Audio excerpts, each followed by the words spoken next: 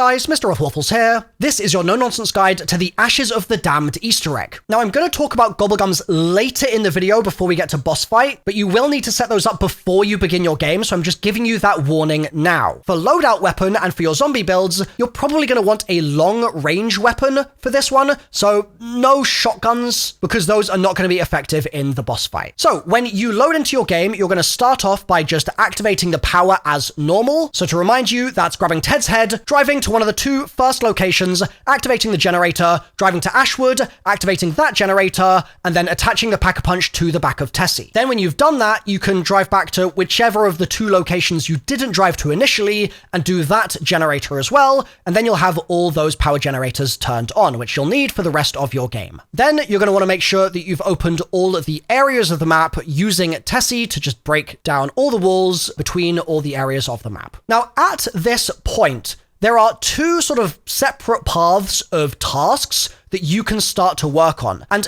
in the video, I'm going to explain those sequentially, one by one, but you can work on them at the same time in your game. I can obviously just only talk about one thing at a time. So I'm going to start off talking about the serum parts, which you'll see in your inventory on your HUD, but you do also need to be building the wonder weapon, which I'll explain a little later in the video. So let's talk serum parts first. The first one I recommend starting work on is the Jar of Spores. You can find this in the Blackwater Lake cabin kitchen, and you just need to hold square on it to pick it up into your inventory. Then go to the farm area of the map, Vandorn Farm, and interact with this horse on the road, which has spores on it, and it will start growing spores each round from that point on, and you just need to come back after 3 or 4 rounds and interact with that same horse, and you'll be able to pick up some fungus, which is one of the serum parts that you need. The next serum part, which again you can do during your process of getting all these other serum parts, is a set of Ravager eyes. For this, when you get to a Ravager round, activate the Saw trap in either the farm or Ashwood or Blackwater Lake areas, and let the trap kill Ravagers, and it will then drop a set of Ravager eyes which you can pick up. And if it doesn't work for you, try killing Ravagers at one of the other Saw traps and you should get the eyes. Next, let's talk about the Horde Hunk Chucks. For this, you need to drive to the 115 diner and start killing zombies inside the diner. Once you've killed a good number of zombies inside the diner, it will drop a key, and you can pick that up, and then bring it to the freezer just here, and hold square on it to open the freezer, and pick up the abomination meat carcass from inside. Now, if you can't get the key to spawn, there's a chance that what's happened is the zombie with the key has spawned in, but then it's run somewhere else. So make sure you look around in the area and outside the diner as well if you can't find it, but you're supposed to get this from killing zombies in the diner itself. If you still have any problems, take a look at the description of the video and I'll have some extra tips in there. So we've picked up the carcass, right, from inside the locker. You're then going to go back to Ashwood, bring Tessie as well, and hold square the same way you held square to install Pack-a-Punch in Tessie, but this time it's going to install the Abomination Carcass onto the front of Tessie. Then, drive through the different in-between zones that are between the POIs, like the fog zones, and look for one of these purple plants. It should be at ground level, you don't want one of the ones that's higher up, but once you find one at ground level, you're going to use your Abomination Beam, which you now have access to because you've installed the carcass, and that is going to destroy the plant, and you'll get the Horde Hunk Chucks from inside. It'll be a yellow part for you to pick up. Now, this is something that you can actually repeat throughout the rest of your game as well with other plants, and they're going to give you really good rewards, and at the higher rounds, they give you things like Tier 3 Pack-a-Punch crystals. So it's really worthwhile just keeping an eye out for these and destroying them with the Abomination Beam whenever you get the chance. Now, while we're on the topic of firing the Abomination Beam, you can also kill a bear once a bear spawns in using Tessie's Abomination Beam, and that's also going to give you another part. So for this, you'll get your first bear spawn at round 16, so try and do as much other stuff before then as you can, but then once you get that bear to spawn in, use the Abomination Laser several times in a row to chunk the bear down, and then when it dies, it will drop another part, which is a mysterious limb, for you to pick up. Now, if this doesn't work for you, it might be because you're using a Fog Zerser. That's one with the blue eyes, I believe you need to use the yellow-eyed Xursas, which spawn from 16 onwards, and then they spawn every couple of rounds. And a tip for this to make it easier is you can do a bit of damage to the bear with your bullet weapon, and then get the finishing blow with the Abomination Laser, but if it doesn't work, it probably just means that you did too much damage with your gun, and you need to do a bit more with Tessie. Next, we're going to grab the human remains. For this, go to the barn in the farm area and throw a tomahawk at the hanging corpse foot. If you don't have a tomahawk, you can grab one from a crafting bench inside the barn and just craft it for salvage. And you can also find them for free dotted around the map as well. I believe there's one in the diner, and I think there's another one at Blackwater Lake where you do the tomahawk Easter egg, the side quest. And if you don't know what that is, make sure you're subscribed to my channel because I've got videos on it. And if you subscribe, you'll get those videos in your sub box. I'll also link them in the description down below. So with your tomahawk, you cut the foot off this zombie, and then you use a Molotov, which again, you can find in various places around the map, such as in Ashwood, or you can just craft it in the barn. And once you've burned the foot, it will turn into a little bone, and you can pick that bone up. So that's a ton of different serum parts, but we are still missing a key part, a very important one, and it's the white powder. For this, you need the Wisp Tea perk, which you can buy at the Zarya Cosmodrome area, or you can buy it from the Wonder Fizz, which will spawn in eventually in the spawn at round 25, or after you purchase 4 perks in your game. But however you get it, you need to get Wisp Tea. You're then going to go to Ashwood and run on this side of the bridge and activate the Wisp by shooting zombies. And if it's on cooldown, obviously, you'll need to wait for it to come off cooldown and then shoot some zombies and it will activate the Wisp. And then you need to bring the Wisp into this room with the mirror, and the mirror will activate. Now, it is at this point that you need the Necrofluid Gauntlet. So what I'm going to do is I'm now going to run through all of the steps to build the Necrofluid Gauntlet for free, and then we'll return to where we just were with this activated mirror, and we can keep progressing with the main quest steps. Now, one note before I do this is that, like I said earlier, you can do a lot of this stuff in alternate orders, so a lot of these steps I'm about to explain can be done a little earlier in your game while you're grabbing all those serum parts. Okay, we're on the same page. Cool, let's talk Wonder Weapon. The first thing you need to do is activate the power switches in the map, just like you would normally do to activate the Pack-a-Punch machine. So that's Farm or Blackwater first, then you'll do Ashwood second in the middle of the map.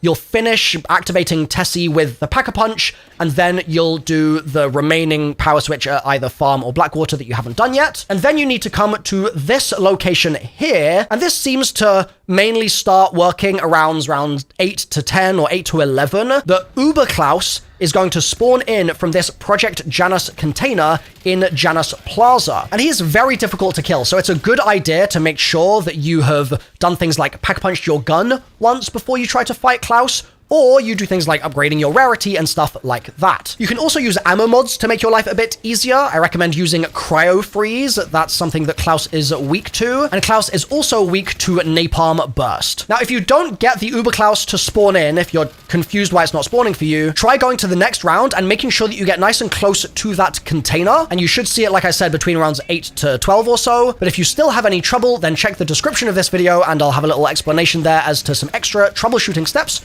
you can try. Once the Uber Klaus is dead, it will drop a stabilizer chip part highlighted in yellow that you need to pick up. Then take that chip to Klaus's cage, not the Uber Klaus's cage, in the Ashwood jail and interact with the terminal just here to install the chip. You then need stun grenades, and you can craft these at crafting benches all over the map. They cost 250 salvage to craft, but I like spawning into my game with them so I can do this step for free. And you can also find stun grenades around the map as you play as well, so keep an eye out for those if you don't have stuns, and you can get them from doing that so you don't have to spend salvage. You're going to want 4 stun grenades in your inventory, and you're going to go up to that jail cell, and you're then going to throw all 4 stuns in a row at Klaus, and that is going to cause him to wake up. Once he's awake, he will fly out of the jail cell, and you'll then see Klaus is equipping one of your grenade slots, and you'll be able to move Klaus around by pressing your bumper on controller, and I think it's Q by default on PC to move him. You need to go all the way to the Cosmodrome while Klaus is active and move Klaus to this position just here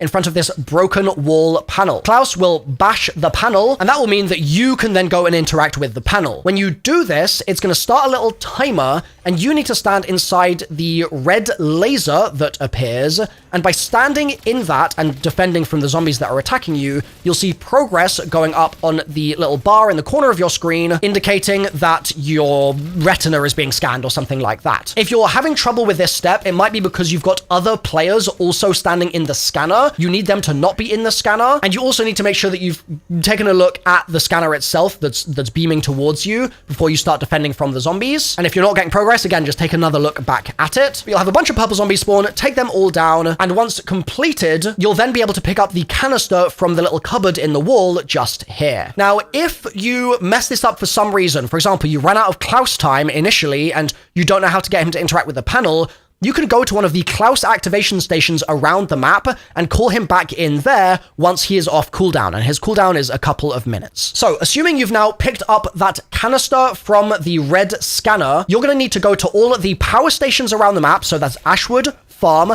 and Blackwater, just like we did at the start of the video, and place the canister inside each of those power stations in turn. But I have a recommendation for the order you should do these in. In my opinion, first, you should place the canister in Ashwood, and then you should worry about Blackwater, and finally, you should do Farm. When we're doing those canisters, what's going to happen is you'll place it inside the generator, and you'll then need to defend from zombies while a progress meter fills up once again. Once it's finished, you'll be able to grab the canister out again, and a new timer will start, and this is counting down to when you next need to have the canister placed by. So go from Ashwood and go as fast as you can to Blackwater and place that canister inside. Then go through the process of charging it up, then take the canister out again, you'll have another countdown timer, and get to farm as fast as possible and put it inside the generator. Then when you finish charging at the farm, that's 3 full charges in the canister, you need to bring the canister downstairs to the cube in the basement of the farm. And if you hold square with the canister on the box,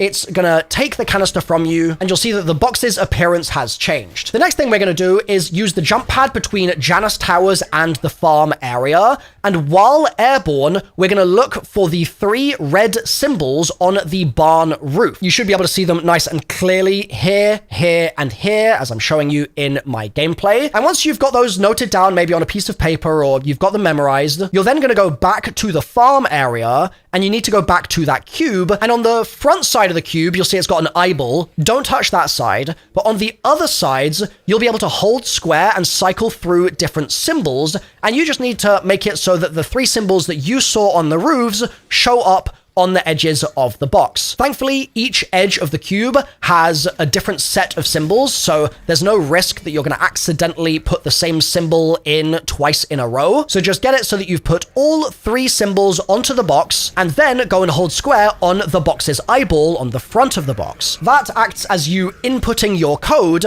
and when done successfully, it will then open up and the gauntlet will be available inside. But you do not have the gauntlet for free use to do whatever you want with just yet.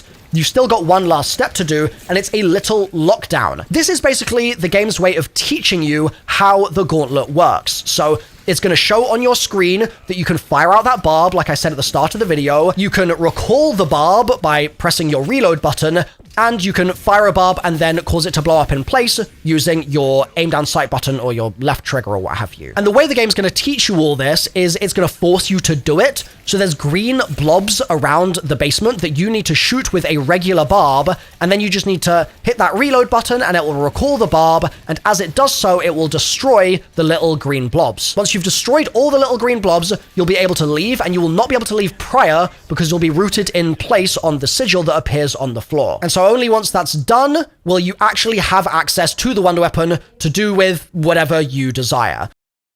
With the Necrofluid Gauntlet, go back to the mirror, which we activated before, and shoot it with the regular fire, left click, R2, and the mirror will smash and you'll be able to pick up a part off the floor. With that done, we have all the serum parts, and we now need to go to Yuri's lab in the Zarya Cosmodrome area. The first thing you need to do when you get there is interact with the powder item on the table, and you'll then see symbols appear on the wall behind this desk. They're in 3 lines, and each of these is one word, which we can translate using a pigpen cipher. And to make your life easy, I've just got the cheat sheet on the screen right now. So the way this works is if this is what your symbols look like on the wall in that top slot, that means that your first word is fungi, and each word has a corresponding item on the table in front of you. So this is what fungi looks like, this is limbs, this is oculi, this is conch, and this is talus. So what you need to do is very simple. It's just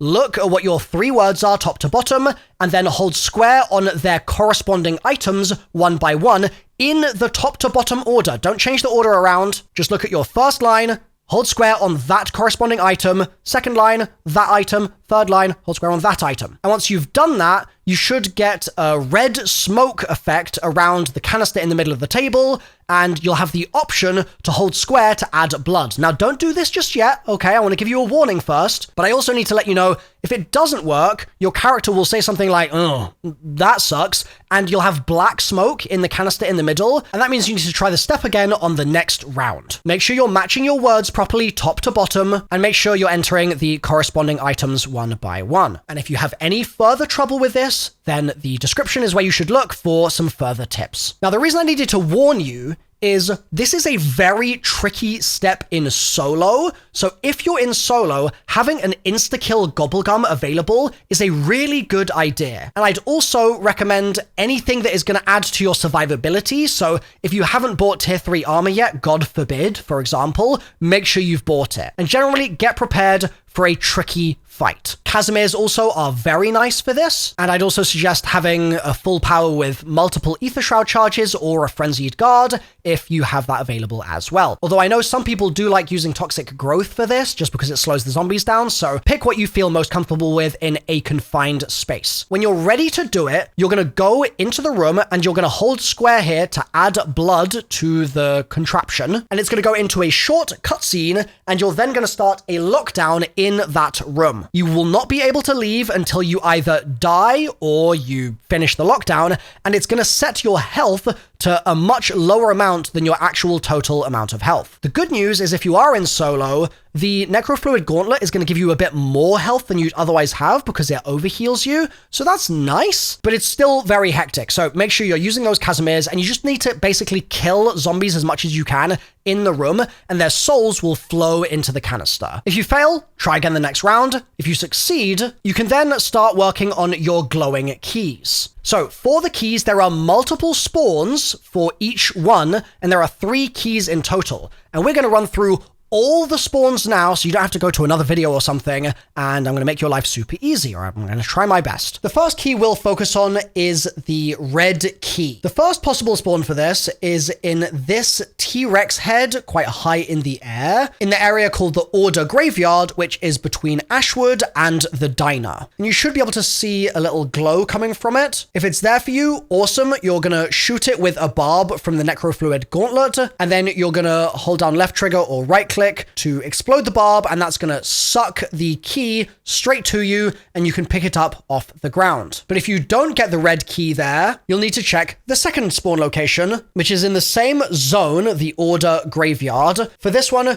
you're going to look for the other dinosaur skull, which you can find really easily if you start in Ashwood and then you hug the left side of the Order Graveyard on the way to the diner, and you'll see the dinosaur skull at ground level this time, and the key will be in it, and I believe it's at the back of its mouth, basically on the neck bone almost.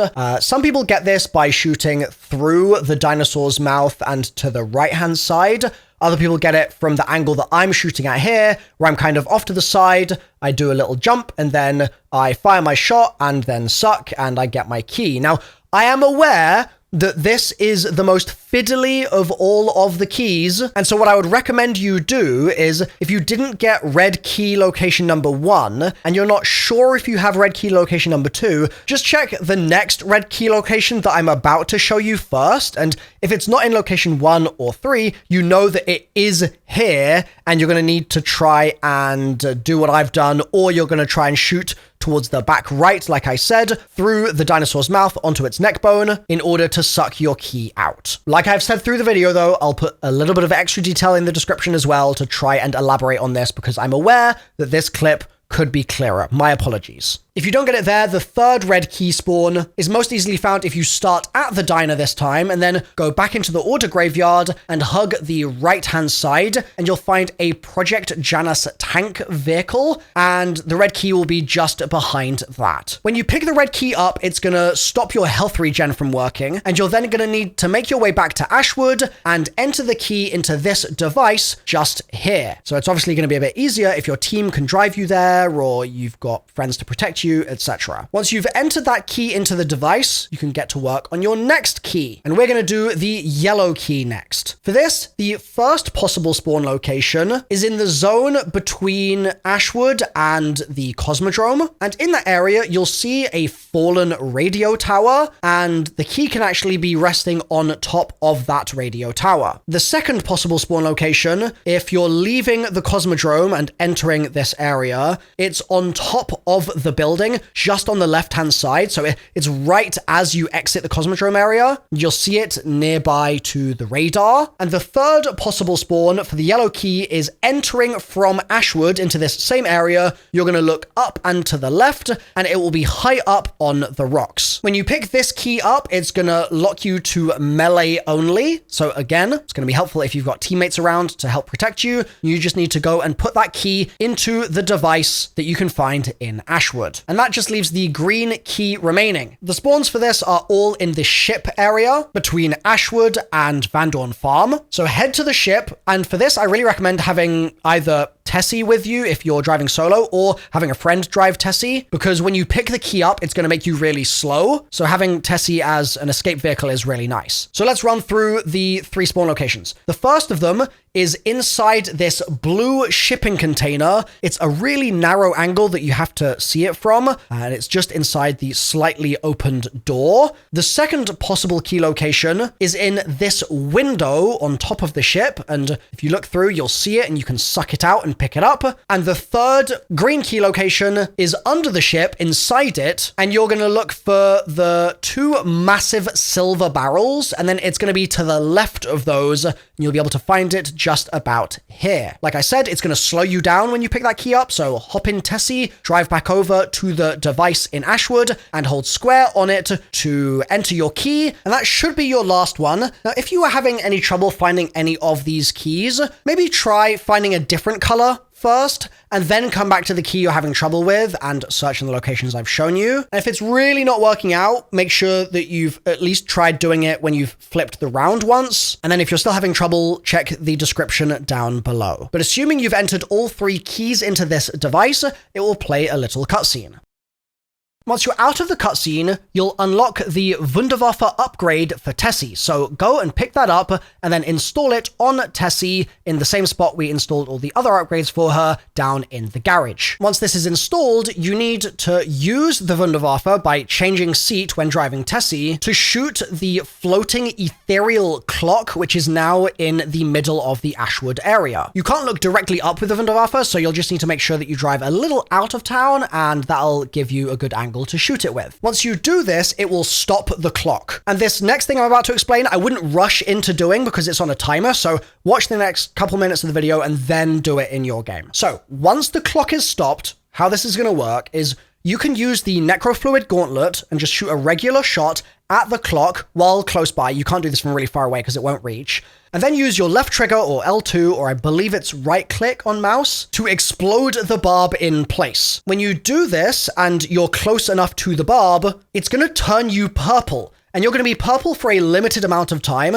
and while you're purple, you can do stuff for the Easter egg. We're going to do this several times over the next few minutes, but the first thing to do when you go purple the first time is to take the jump pad to the Zarya Cosmodrome, and then when you get there, while purple, shoot a regular barb at one of these spinning antennae. When you do that, it will cause a big purple mist to surround that little radar thing, and that's a sign that you've done the first part of this step correctly. And then you need to go back to Ashwood and you need to get purple again. The question is, how do you do that if you've already shot the clock, right? Well, the way this works is you can actually shoot 3 different faces of the clock. One of them doesn't work, but the other faces can all be shot once to make you purple per round. So on this round, we've only shot one of the faces so far, so you're now going to shoot a different face of the clock, you're going to explode the barb, that's going to make you purple again, and then you can go to Zarya Cosmodrome and shoot that second radar dish. But then you might wonder, what if you ran out of time with the purple and you ran out all 3 times that round, then what do? Well,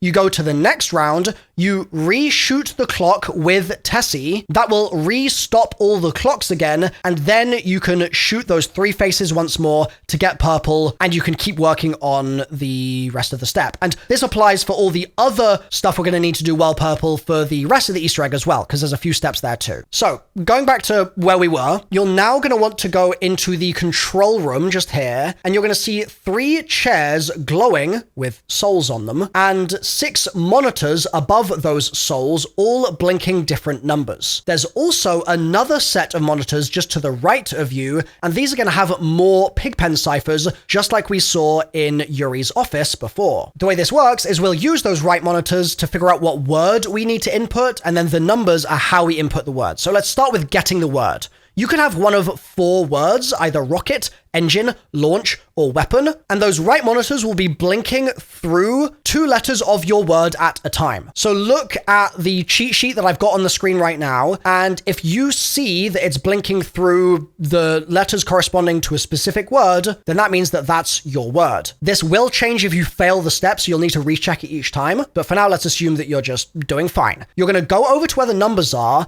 and left to right, you're going to input the numbers, which I've got on screen, corresponding to your word. And the way that you'll do this is the numbers on each monitor will blink through 4 options, and when the monitor is showing the one that you want, you just need to shoot this little red dot to lock that number in. Now, like I said, if you mess this up somehow, or if you take too long as well, you have to do this fairly fast, you'll fail the step and you'll have to try it again the next round. And that includes shooting the radar dishes again with the purple. So it's advisable to really try not to mess this up. But again, assuming things are all going fine, you just go one by one, locking in the correct number on each screen. And once you've shot all 6 numbers and locked those all in, you'll see that a rocket launch sequence has begun, and you can turn around and watch the rocket fly away. And if you want to play as if you're playing Ascension from Black Ops 1, you can try and blow the rocket up.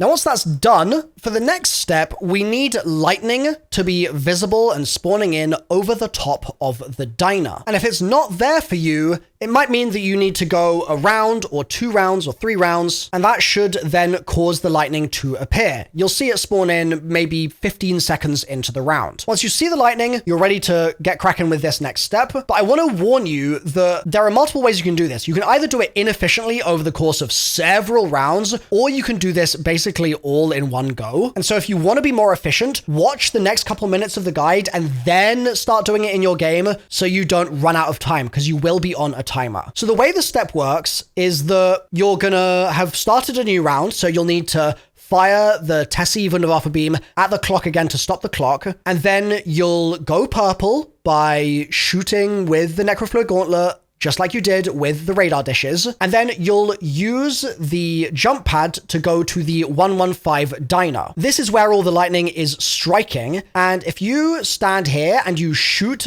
this clock on the diner, it will freeze the lightning and a timer will start at the top of your screen. Now, while that timer is active, you need ideally to do 3 things. Number 1, if you melee macchiato the cash register while the lightning is frozen, it will pop the register open and the zombie on the ground by the cash register will become revived and she'll have a glow around her. You then need to run that zombie upstairs to the frozen lightning corresponding to her glow. The second thing you need to do is make sure that Klaus is spawned in via this yellow radio spawner thingy, and it costs, I think, 2,000 points to do this. And once Klaus is in, you need to direct Klaus using left bumper to the side of this car here, and Klaus will stomp on the floor, and this will revive the engineer, and the engineer will have a glow on him, and you need to run him into his frozen colored lightning. Then finally, there's another person we're going to be sort of reviving here, and that's with Tessie. So you need to use Tessie's Abomination Beam to zap the shipping container just here. That will pop it open, and then you need to charge into it and hit it. And while you do this, I'd recommend trying to be careful of the zombie just to the left of you, because that's the trucker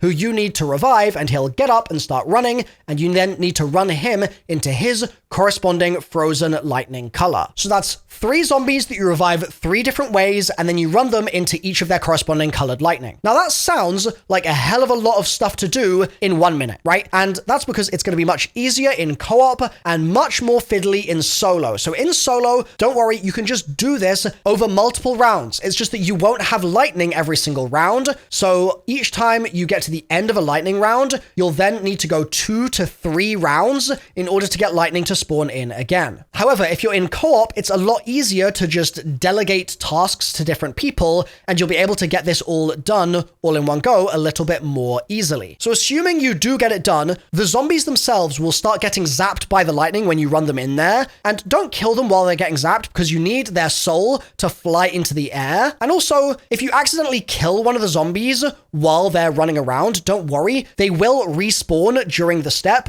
And also, like I said, if you still can't get them to go into the lightning once they've respawned, you can just go a couple of rounds, get to another lightning round, and then bring the zombie into its corresponding lightning as required. If you have any issues with lightning frequency, like you're not getting lightning rounds or anything like that, or any other problems with this step, check the description. But assuming it's all worked out for you, we're now going to move on to the farm wisps, and these are going to relate to the artifacts in the game's HUD. To get started with these, it's similar to the previous ones. You need to make sure that you've got your purple clock frozen with Tessie, and you need to shoot the clock with your gauntlet to get purple, and then you need to run into the farm and look at the clock on the wall here. You'll see that it says the time. It might say 9 p.m., for example, and if it says that, you're going to need to stand on this Roman numeral for 9 and look at the dad at the head of the table. Don't shoot him while purple, just stand there while purple, and he will slowly turn his head to you, and then his eyes will go red. Only when his eyes are red should you shoot the head, and his skull will be knocked backwards,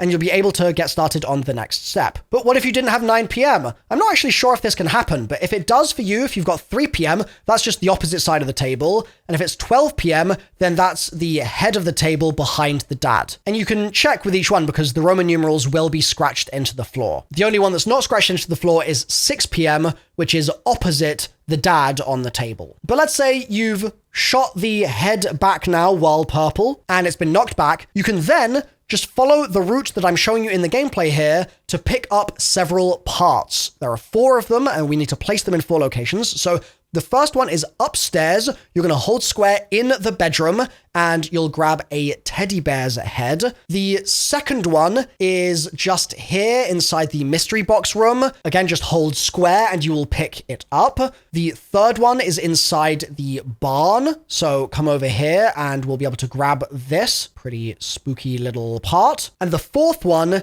is downstairs. We're going to go into the basement and we're going to hold square just by this bathtub here, and that's going to give you your 4th part. You then need to go upstairs and place the parts in the locations I'm showing you now. Just hold square. It doesn't matter what order you do it in, I don't think. So just put one down here and then come over here and hold square again, and then come over here, hold square a third time, and hold square again on the 4th and final one. The step that immediately follows this is another little lockdown. So be careful before you go in to make sure that you've got things like any perks that you want. And ideally for this, I think you're going to want Casimirs. They're really useful, or monkeys, or just generally things to distract the zombies. So things like Frenzied Guard are actually really good for this as well. To start the little lockdown, you're going to hold square on all 4 of the items. And after you've held square on all of them, it will start the defense, and you need to protect the artifacts. They'll lose health if the zombies hit them. So that's why distracting the zombies with things like Frenzied Guard is a really good idea. Once you succeed,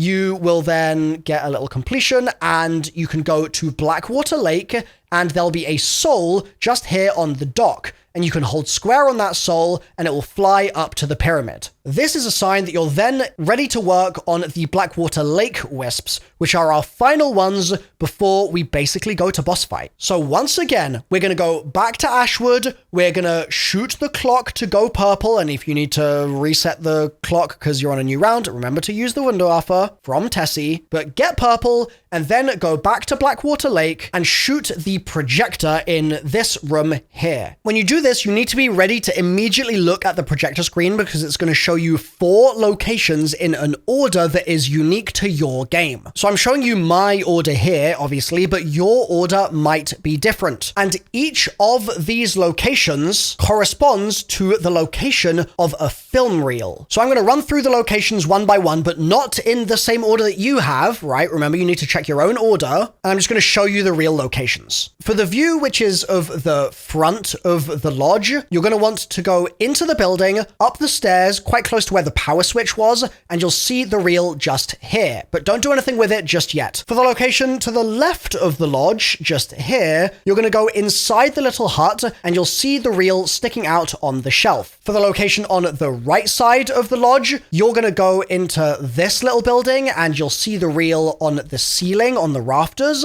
And finally, for the location at the back of the lodge, you'll see the reel just on the stairs just here. You need to use the Necrofluid Gauntlet to shoot a barb into each reel one by one, but in the order that your projector showed their corresponding locations. So for me, this was location 1, so I'm shooting this first. This was location 2, so I'm shooting this second. This was location 3, so I'm shooting this third. And this was location 4, so I'm shooting this last. If you do this wrong, you will get a jump scare, and you'll need to go to the next round to try again. But if you do this correctly, each reel will go purple one by one when you shoot it with just a regular barb. And then after you've done all 4, I believe at this point you'll actually get some new intel spawning in, which is like a glowing blue mist. And you can shoot those intels and then grab them, and that's going to give you some interesting story about the map, with each one corresponding to the real locations that we were just shooting in. And then you're going to go upstairs in the lodge, and in this room you'll see a big misty soul, and you can hold square on it, and that will open up a little box in front of the bed. Then go to the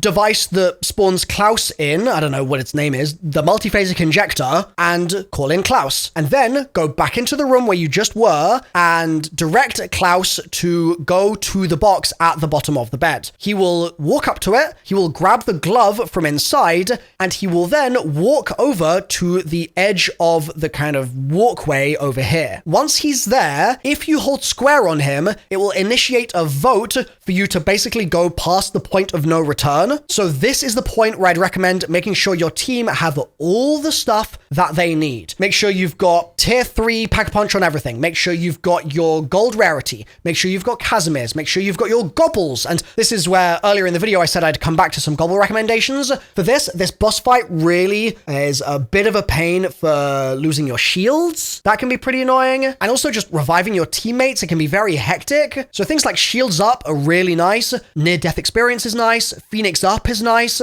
Nowhere But There is also good. And Armageddon is another decent one for max armors in the boss fight. And also the Gung Ho augment on stamina up that lets you shoot your guns while sprinting is really nice for this as well. And then again, for weapon recommendations, I would not recommend short range weapons here, because the boss is going to be at a pretty long distance from you most of the time in this fight. The only other thing I'd recommend you do here is get perma perks if possible. So that requires you to buy all the perks in the map, and you can do that at the Wonder Fizz, and then go and do TED trials, and each TED trial from that point will give you one new perma perk, and that just means that you won't lose the perk if you die in your game. So let's assume you're ready to go. You're gonna go and hold square on Klaus on that little walkway thing, and it's gonna initiate a vote. Your team is gonna vote to proceed, and you're then, after you've voted for that, gonna see a bunch of souls bounce off the pyramid, and they're gonna distribute themselves around the map. You're gonna wait for those to have distributed,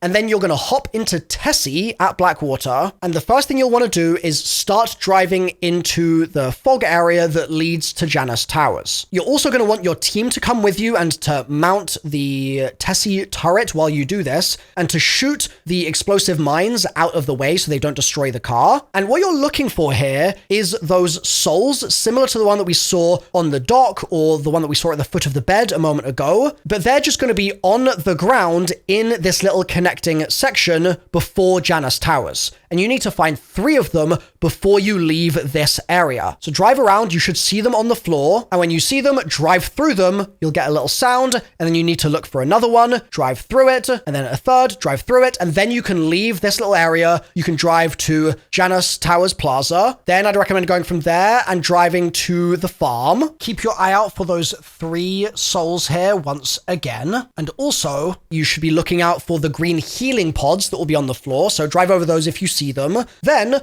from the farm, you're going to go to Ashwood, and you're going to be looking out for some spawns here, because there are, again, another 3 spawns that you'll find on the route with the ship on it. So make sure that you grab those souls, and then when you've grabbed all 3 of those, you can then go down into Ashwood. If you want, I wouldn't really recommend this, to be honest, but if you really wanted, you could heal Tessie a little bit at the garage, but otherwise, just do what I do, and keep on driving, but this time back to Blackwater, so don't go onwards past Ashwood, go back towards Blackwater, and before you get to Blackwater, there'll be 3 more souls in that connecting area, and once you pick up the 3rd and final soul in that zone, the boss fight will actually begin, just straight away. Now, if you can't find any souls, I've got 2 recommendations. Number 1, go to the next round and try again, because if you get a gong sound while you're doing this, it means that you failed, and that's usually because you left one of the connecting areas before getting all 3 souls there, so just make sure that you're not doing that prematurely. And the second option is to drive around some of the other areas of the map as well and look for souls in those areas in case you've got souls in a different spot. But let's say you've got all your souls and your boss fight has just begun. You'll start it off in Tessie, and the boss is going to do a couple of things. Number 1, the main attack you're going to be needing to be careful of the entire fight is its rockets or bombs attack. The way this works is red circles will appear on the ground, and a few seconds later they will explode, and that will do a really large amount of damage to both you inside Tessie or you just running around on foot. The easiest way to avoid these when you're on foot is to be constantly turning. So you don't want to just be running in a complete straight line the entire time, in my opinion. You want to be doing really tight circles, and also a pro tip is you should look for where an explosion is going to be, like where a bomb is going to be. And then as soon as it's exploded there, if you run into that spot, you'll actually be safe for a couple of seconds before another bomb ends up appearing. So run really tight loops and kind of run back towards some of the bombs that have already exploded. And that's going to help you avoid them in general. There are also some other attacks that we'll talk about a little later in the fight. So while you're on this stage, if you've got someone in Tessie, they should be trying to use the boost on Tessie to go up the ramp in the middle of the room and bonk into the boss. This is going to do a pretty good amount of damage. And while you do that, you can also be firing your abomination beam at the boss. While that's happening, if you have a second person in Tessie, they can be shooting the boss with the turret, or you can just have one person that sort of alternates between the 2. But the issue is going to be that realistically, you're just going to get bombed out of Tessie, and so you're going to end up on foot a good amount of the time on this stage as well. For those of you that are on foot at this stage, you're going to be dodging bombs, of course, but you're also going to be spraying into the boss. And one of the boss heads is going to be unarmored, and that's going to be indicated by gray hit markers, and the other boss heads are going to be armored, and that's indicated by blue hit markers or blue damage numbers. So try to focus on the unarmored head and spray with your weapons as much as you can. You can use the wonder weapon for this, and the way I'd recommend you do this is you fire the regular barbs and then you explode the barbs using your left trigger. That's going to do a reasonable amount of damage. And things like the Ray Gun, Ray Gun Mark II are fairly good for this, I believe, as well. But check your damage numbers and use whatever is performing best for you. Now, as you do this, you're going to see the health bar slowly chunking down. Keep trying to bonk into the boss wherever you can, and at some point, the boss is going to pick Tessie up and throw it across the room. This is going to cause Tessie to explode and be broken, and you'll then need to wait for Tessie to heal, and to fully heal Tessie, you can actually run over to it and hold square to spend 150 salvage repairing Tessie over the course of about 10 seconds. This is obviously very dangerous though, so it's a good idea to use Casimir's potentially to try and give yourself a bit of breathing room to make that work. Now, eventually you'll do enough damage to the boss that it will go immune. That will be about the 80% mark. And at that point, you need to get in Tessie and drive through the purple beams that will spawn in. And that's going to infuse Tessie with purple energy. And you then need to boost into the boss while it's immune. And the purple energy will destroy its immunity for about 10 seconds, and you can shoot into its crit spot underneath the boss in that period. Then it's going to go immune again, it's going to keep rocketing you, it's going to be really annoying, but over time you will see those purple beams spawning in, so you need to drive into those beams, get purple Tessie, and then boost into the boss, and once again, that will mean that it's broken out of immunity and you can shoot it. You do that several times, and then it will leave its general immune phase and it will go into the next stage of the fight. Now, if you're waiting for purple beams and they just never spawn in for you, I'd recommend just bonking into the boss anyway, even though you're not in purple Tessie, just bonk into it with regular Tessie, and that might then kind of break the flow of the boss, and it'll mean that the purple beams start spawning once again. So now let's talk about the next stage of the fight. In this stage, there'll be a big red crit head that you can shoot. That's going to do a lot more damage than shooting the other heads, but eventually you will destroy that head, so you'll be forced to focus on the other heads once again. In this stage, you're again going to want to make sure you're trying to boost Tessie into the boss if you're able to, and you'll also want to try, wherever possible, to just keep on spamming your regular bullet weapons if you're not the person that is focusing on the car. Now, if you're struggling at this point, one thing that's nice is after that immunity phase, you will get a free max armor and a free max ammo in the corners of the room, and you are also able to get